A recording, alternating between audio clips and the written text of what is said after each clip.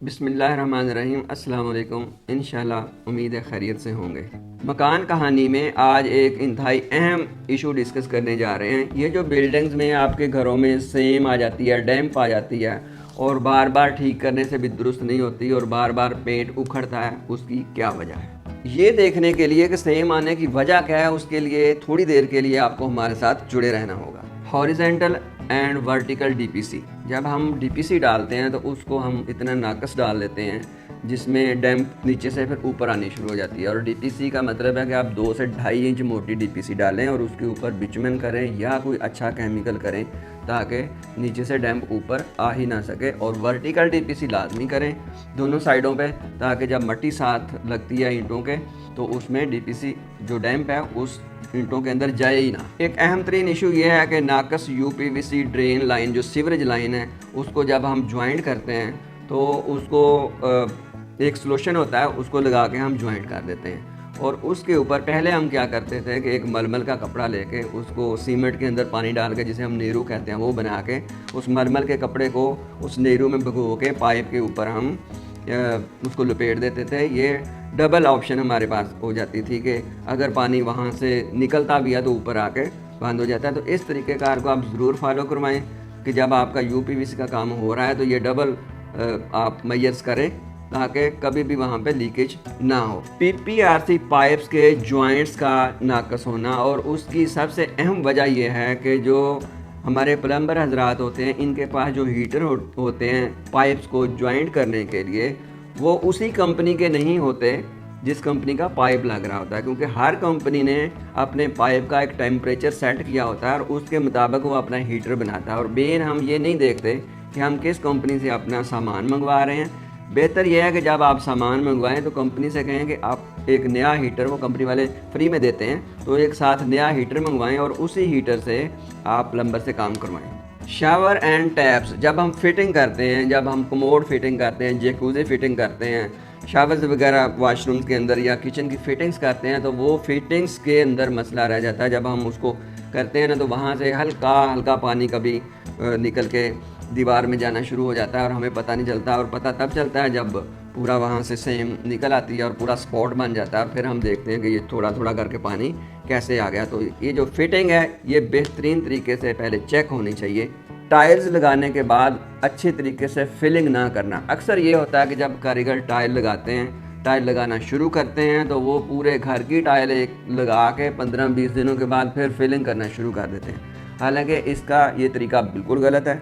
आपने जो आज टाइल लगाई है, सुबह आते ही सबसे पहले उसकी फिलिंग करना ज़रूरी है ताकि जो टाइल के नीचे बाउंड लगा हुआ है उसके साथ वो मर्ज भी हो जाए। और अगर आप 15 दिनों के बाद फिलिंग करते हैं तो ज़ाहिर है 15 दिनों के बाद वो जो टाइल में एक स्पेस होती है 2 mm की, उसमें कोई मट्टी वगैरह फंस जाती है और वो सही तरह से फिर निकालते भी नहीं हैं और उसी तरह ऊपर फिलिंग कर देते हैं और जगह जगह से फिर फिलिंग उखड़ना शुरू हो जाती है थोड़े ही दिनों के बाद, और वहाँ से फिर डैम्प का प्रॉब्लम शुरू हो जाता है। यूपीवीसी और पीपीआरसी पाइप्स जब हम फिट करते हैं तो उसको प्रेशर दे के चेक करना होता है। प्रेशर दे के चेक करेंगे तो अगर किसी जोड़ ने या किसी जॉइंट ने खुलना होगा तो वो उसी वक्त ही खुल जाएगा, तो पता चल जाएगा, बाद में प्रॉब्लम नहीं होगी। इसका तरीकाकार ये है कि जो यूपीवीसी है, जो बड़े पाइप हैं 4 इंच के या 6 इंच वाले पाइप है, उसके एंड पे जाके एंड कैप करें और पूरे पाइप्स को पानी का भर के छोड़ दें। वो पानी महीना भर उसमें खड़ा रहे।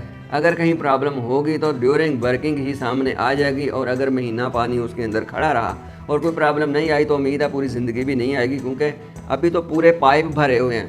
बाद में पाइप्स ने भरना नहीं है, पानी आता जाना है और निकलता जाना है। तो ये काम। और दूसरा जो पीपीआरसी में है उसमें आप एक प्रेशर पंप लगाते हैं उसके ऊपर और उसको 100 PSI का प्रेशर दे के चेक करते हैं ताकि उसमें अगर कोई प्रॉब्लम है तो वो निकल जाए। और इसके अलावा ये काम ज़रूर करें कि जब आप ग्रे स्ट्रक्चर बनाते हैं उसके साथ ही आप अपनी टैंकी बना लें और टैंकी भर दें और पानी छोड़ दें पाइप्स में। हर पाइप एंड पॉइंट लगा लें आगे, ताकि पाइप्स में पानी मौजूद हो जब आप प्लस्तर कर रहे हो। जहाँ से भी प्रॉब्लम आनी होगी, अगर 1 महीना, 1.5 महीना, 2 महीना आपके घर का प्लस्तर हो रहा है तो उसी में प्रॉब्लम निकल आएगी।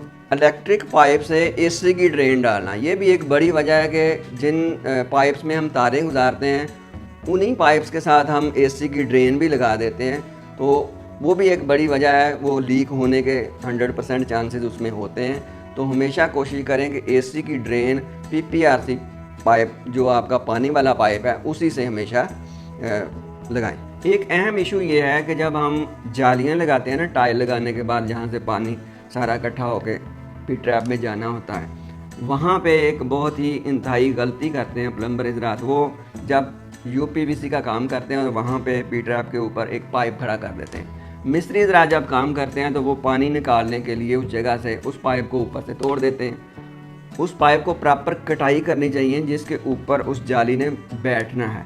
वो तो करते नहीं है, तोड़ देते हैं, फिर जाली लगाते वक्त ऊपर जाली रख के साइडों पे टाइल लग जाती है। दिखने में वो काम बड़ा खूबसूरत हो जाता है, लेकिन जैसे ही पानी उसके अंदर जाता है तो जहाँ पे जाली लगती है और नीचे पाइप चूँकि ज़्यादा नीचे से कटा होता है, उस वजह से पाइप और जाली के दरमियान में जो जगह बचती है वहाँ से पानी आहिस्ता आहिस्ता बिल्डिंग के अंदर, लेंटर के अंदर, ज़मीन के अंदर जाता रहता है और वो फिर बाहर निकलना शुरू होता है, दीवारों तक पहुँचता है। और हम ये नहीं समझ पाते कि ये कोई पाइप लीक हुआ है या टाइल में कोई मसला है या यूपीवीसी काम में मसला है या पीपीआरसी के काम में मसला है, क्योंकि यहाँ पे हमारे पास कोई स्कैनर नहीं है जिसको हम लगा के देख सकेंगे मसला क्या है। तो फिर पानी ऐसा ऐसा निकल के हमारी बिल्डिंग को ख़राब करता रहता है। तो जब आप जाली लगाते हैं, एक तो पाइप को उस वक्त काटें जब आप टाइल लगा रहे हैं, और उसके बाद जाली को पाइप के ऊपर बिल्कुल फिट करें, और जहाँ पे फिट करते हैं उसके अंदर यूँ करके उसकी फिलिंग ज़रूर करें ताकि पानी जब उसके अंदर आए तो वो बिल्डिंग के अंदर बिल्कुल ना फैले।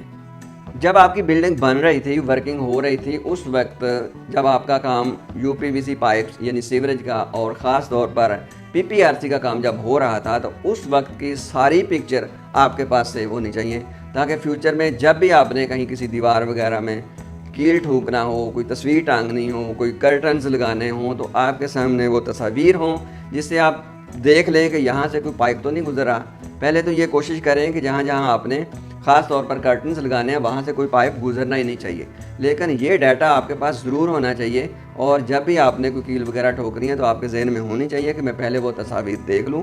बाद हम कोई कील ठोक देते हैं, दीवार के अंदर लगा देते हैं, तो होता क्या है कि वहाँ से कतरा कतरा करके पानी निकलना शुरू हो जाता है, और जब पानी ईंटों में फैल जाता है फिर उस वक्त हम उसका कोई तदारक नहीं कर पाते और हमारी बिल्डिंग काफ़ी हद तक डैमेज हो चुकी होती है।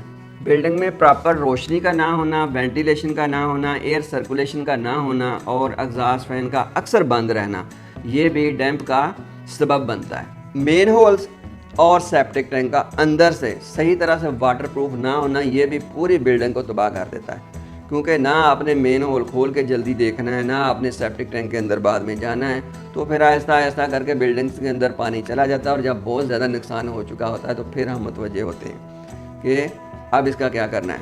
लिहाजा जब मेन होल और सेप्टिक टैंक बन रहा है तो उसको अंदर से प्लास्टर करवाएं, उसको चिप्स करवाएं, उसको केमिकल करवाएं, और ये सारी मेजर्स कर लें ताकि ये दोनों चीज़ों में कभी भी कोई फ़र्क ना आए और कोई मसला ना आए। इन सब प्रॉब्लम्स का हल क्या है, नेक्स्ट वीडियो में हम एक एक पॉइंट को डिस्कस करेंगे और ये देखेंगे कि कौन सा जो प्रॉब्लम है वो किस हद तक उसका सलूशन किया जा सकता है। आपकी बिल्डिंग में, आपके घर में अगर डैम्प यानी सेम आ चुकी है तो फिर भी अपना बहुत ज़्यादा ख्याल रखें।